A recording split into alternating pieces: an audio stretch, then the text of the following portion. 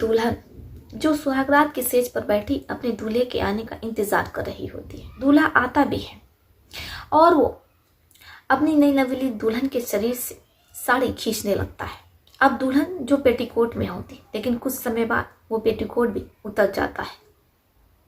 दूल्हा जैसे ही अपनी दुल्हन के साथ शारीरिक संबंध बनाने की कोशिश करता है, तभी दुल्हन गैस छोड़ देती है। अब दूल्हा जिसे लगता है कोई बात नहीं, दुल्हन कार से आई है, लंबे सफर तय करके आई है, इसलिए हो सकता है कि गैस निकल गई हो।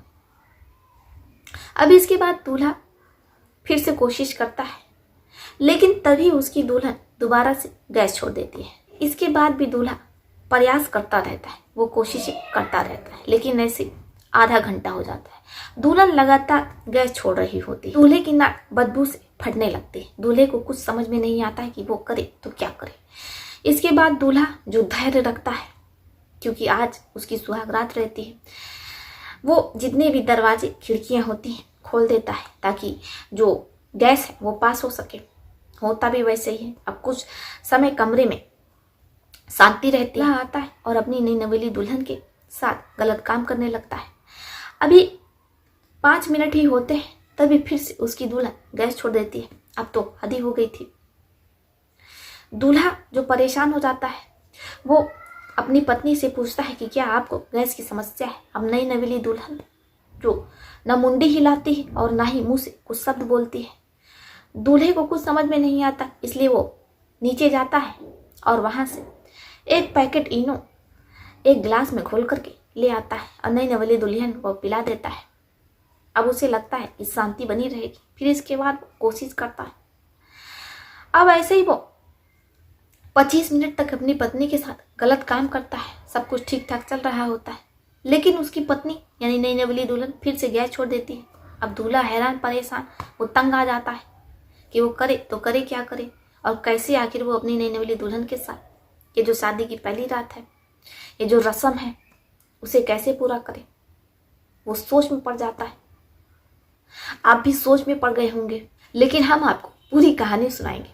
इस रात से भी पर्दा उठाएंगे। इससे पहले हम आप लोगों से कुछ कहना चाहते हैं। हमारा चैनल नया है, आप लोगों के प्यार की सपोर्ट की बेहद जरूरत है। अगर आप लोगों ने अभी तक हमारे चैनल को सब्सक्राइब नहीं किया तो कर लीजिए। कुछ दोस्तों ने अपना नाम लेने को कहा था। बिजनौर से नंदिनी सिंह, विशाल यादव, राजू सिंह, गुड्डू जी। जिन दोस्तों का नाम मैं अपनी इस वीडियो में नहीं ले पाई, मैं पूरी कोशिश करूंगी कि अपनी अगली वीडियो में उनका नाम जरूर लूँ।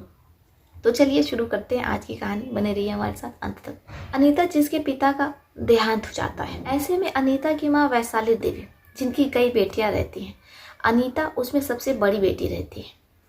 अनीता जो अभी पढ़ाई कर रही होती है, वो BA सेकेंड ईयर की स्टूडेंट रहती है। लेकिन जो वैशाली देवी रहती हैं, वो अपनी बेटी अनीता के लिए रिश्ता खोजने लगती है। ऐसे में वैशाली देवी को एक लड़का पसंद आ जाता है जो छोटा मोटा व्यापारी रहता है जिला बलिया में ही। अब लड़के के परिवार वाले अनीता को देखने आते हैं तो पहली नज़र में अनीता उन्हें पसंद आ जाती और जो दूल्हा रहता है वो तो लाड़ी टपकाने लगता है, क्योंकि अनीता की अगाड़ी पिछाड़ी बहुत ज़्यादा निकली होती है। मंगलवार के दिन बड़े ही धूमधाम से अनीता और सुदेश की मंगनी हो जाती है। उसी समय उसी क्षण शादी की तारीख भी तय हो जाती है, बुधवार 24 फरवरी सन 2023। अब दोनों परिवार में खुशियों का माहौल रहता है। दोनों परिवार में शादी की तैयारियां बड़ी ही जोरों से चल रही होती हैं। इधर अनीता के मन में भी तरह तरह का ख्याल आ रहा होता है कि कुछ ही दिनों बाद उसके साथ गंदा काम होने वाला है। उसके शरीर से हर रात कपड़े उतरेंगे, यानी कि सुहागरात बनेगी। अब ऐसे सब कुछ चल रहा होता है कि माता पिता ने अपनी बेटी को सजाने के लिए ब्यूटी पार्लर से ब्यूटिशियन को बुलाए रहते हैं। 8,000 रुपये दे करके अनीता का मेकअप होता है। अब जो अनीता की दोस्तें रहती हैं, परिवार रहता है, रिश्तेदार रहते हैं, ताकि चुटकियां लेते और कहते हैं कुछ ही देर में तो तुम्हारा ये 8,000 रुपया नुकसान चला जाएगा। तुम्हारा पति तो मेकअप तुम्हारा चाट डाले, फालतू का तुम्हारे माता पिता ने और तुमने 8,000 रुपये का मेकअप करवाया, बाद में तो ये सब बेकार ही हो जाएगा। परिवार रिश्तेदार हंसी मजाक कर रहे होते हैं, तभी उनके कानों में ढोल नगाड़े की आवाज आने लगती है। इसका मतलब बारात दरवाजे पर आ चुकी थी। अब अनीता भी दौड़ते हुए जाती है दरवाजे पर तो देखती है बारात आ गई। उसका दूल्हा भी बारातियों के साथ नाच रहा है। अनीता बहुत खुश होती है। सभी रस्में होती हैं और कुछ ही देर बाद अनीता विदा होकर के सुरेश के घर पहुंच जाती है। अनीता को सुरेश के कमरे में बैठा दिया जाता है। कमरा बेहद सुंदर सजा रहता है। अनीता देखती रह जाती है। अब उसे इंतजार रहता है तो उसके दूल्हे का, क्योंकि आज उसकी पहली रात रहती है शादी की। वो इंतजार कर रही होती है। वो समय भी आता है। सुरेश कमरे में आता है और फिर वो एक झट में अपनी पत्नी के साथ बड़ी ही बेरहमी से, बेदर्दी से उसकी साड़ी निकालने लगता है। अनीता जो अब सिर्फ पेटीकोट में रहती है, कुछ समय बाद उसका पेटीकोट भी उतर जाता है। राकेश अनीता के साथ सुहागरात मनाने की कोशिश करता है, लेकिन तभी अनीता गैस छोड़ देती है। अब राकेश जो इसे इग्नोर कर देता है, वो दोबारा से अपनी पत्नी के साथ गलत काम करने की कोशिश करता है, लेकिन दोबारा उसकी पत्नी गैस छोड़ देती है। अब राकेश परेशान कि वो करे तो क्या करे। वो ऐसे ही कई बार कोशिशें करता है, लेकिन उसकी पत्नी लगातार गैस छोड़ रही होती। राकेश परेशान हो जाता है। वो खिड़की दरवाजे खोल देता है ताकि जो बदबू है वो निकल सके। कुछ समय बाद कमरे से जो महक होती है वो निकल जाती है। राकेश खुशी से आता है। फिर वो अपनी नई नवेली दुल्हन के साथ सुहागरात मनाने की कोशिश करता है, लेकिन नाक बदबू से इतनी ज्यादा फटने लगती है कि राकेश अपने मुंह पर रुमाल बांध लेता है। इसके बाद वो अपनी पत्नी के साथ गलत काम करने की कोशिश करता है, लेकिन जो बदबू रहती है वो इतनी ज्यादा तेज रहती है कि राकेश की नाक फट रही थी और राकेश कमरे से बाहर निकल जाता है। पति को कुछ समझ में नहीं आता है कि आखिर वो कहे तो किससे कहे, क्या करे। वो अपने दोस्त को फोन करता है, अपने दोस्त से पूरी बात बताता है। दोस्त कहता है हो सकता है तुम्हारी नई नवेली दुल्हन, तुम्हारी पत्नी दूर का लंबा सफर तय करके आई हो तो पेट गड़बड़ हो गया हो, इस वजह से गैस छोड़ रही है।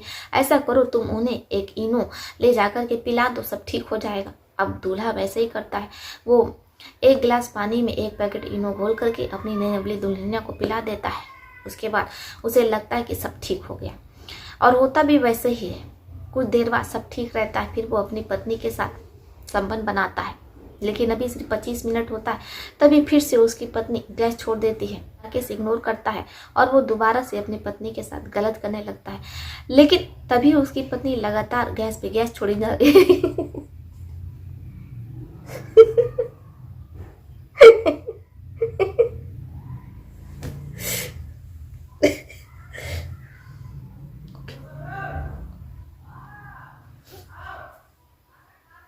लेकिन पत्नी लगातार गैस पर गैस छोड़े जा रही थी। अब राकेश को कुछ समझ में नहीं आता कि वो करे तो क्या करे। राकेश समझदारी दिखाते हुए दूसरे कमरे में जाता और सो जाता है। उसे लगता है कि जो उसका दोस्त कह रहा था दीपक, वो सही कह रहा था। हमारी दुल्हन इतना दूर का सफर तय करके आई है तो हो सकता है उनका पेट खराब हो गया, मैं दूसरे दिन सब कुछ कर लूंगा। अब इसके बाद वो दूसरे दिन का इंतजार करने लगता है। फिर दूसरे दिन वो अपनी पत्नी के पास जाता है तो फिर से उसकी पत्नी वही गैस पर गैस छोड़ने लगती है।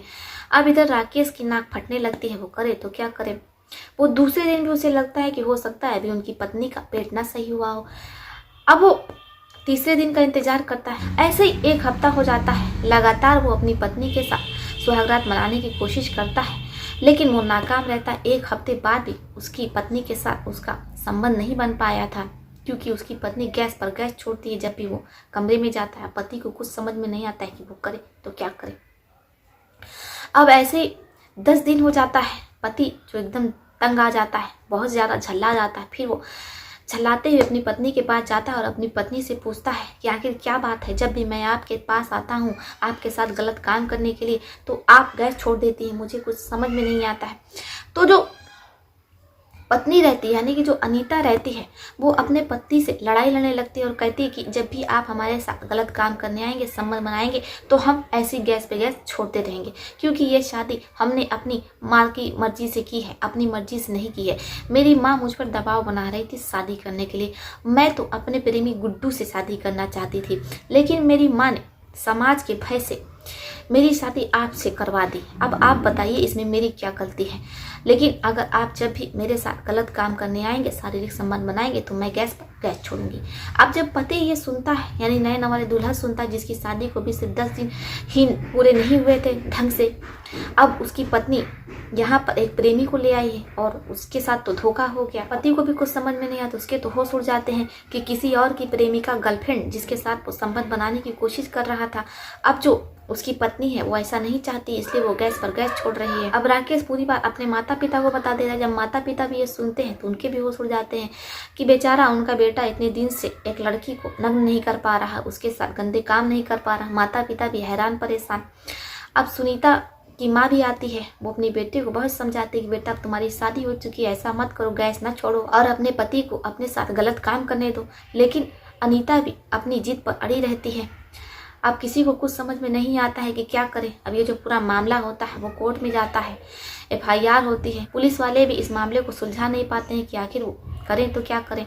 जज साहब समझदारी दिखाते हुए अनीता से पूछताछ करते हैं। अनीता साफ कर देती है कि जब भी उसका पति राकेश उसके साथ संबंध बनाने आएगा तो वो ऐसे गैस छोड़ देगी। बदबू के मारे राकेश की नाक फटने लगेगी। जब जज साहब ये सुनते हैं तो वो भी हैरान परेशान।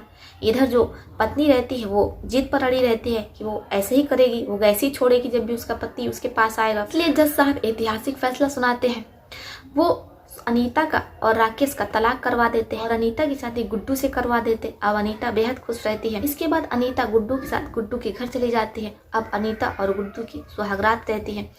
पूरी रात दोनों एक दूसरे को एकदम खुश कर देते हैं। आपका इस कहानी पर क्या सोचना है? क्या अनीता ने जो किया अपने पति राकेश के साथ वो सही था, या जो जज साहब ने किया ये ऐतिहासिक फैसला सुना करके वो कैसा था? आप अपनी राय हमें कमेंट बॉक्स में लिखिएगा।